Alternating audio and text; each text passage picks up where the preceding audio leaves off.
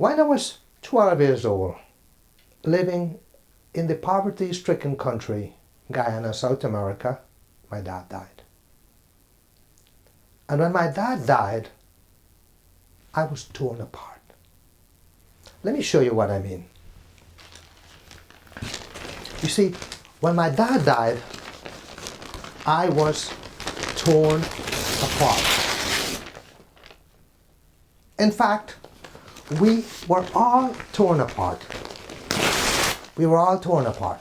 Dad had this deep belief that if God provides for the bird, God will provide for his children also. So when he died, he left my mom with nothing.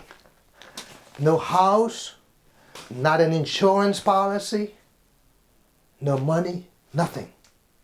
The only thing he left my mom with was 4 children. And I was the eldest of them all. After a few years, my mom came to Canada to visit relatives, and then she illegally came to America.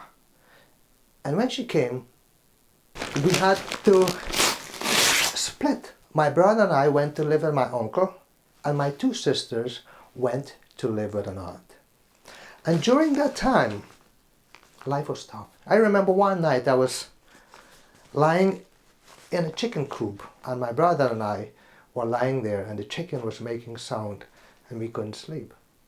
And I turned to my brother and I said, you know what?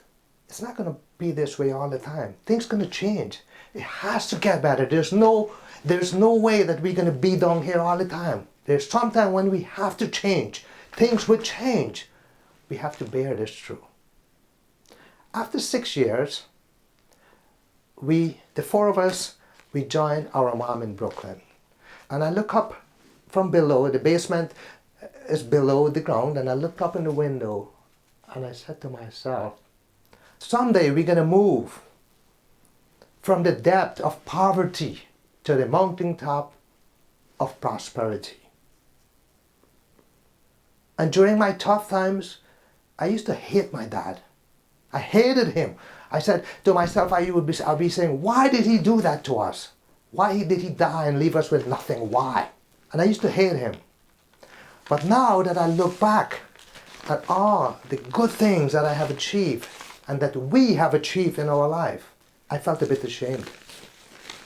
You see, as I thought about it, life was tough. Life was rough. But I was ashamed that I hated my dad. And as I thought about it, you know what? I'm thinking about it today. I owe my dad an apology. Dad, if you're listening, I apologize to you. You see, you were right. If God did provide for the birds, God definitely provided for us all. So, my dear friends, I want you to know that regardless of what situation you're having, regardless of what troubles you're having, God will provide for you. And that's my first lesson that I have. My name is Heman. If this video does good for you, please share it with others. Like it, leave a thumbs up. I thank you so much for watching, and this is my lesson today.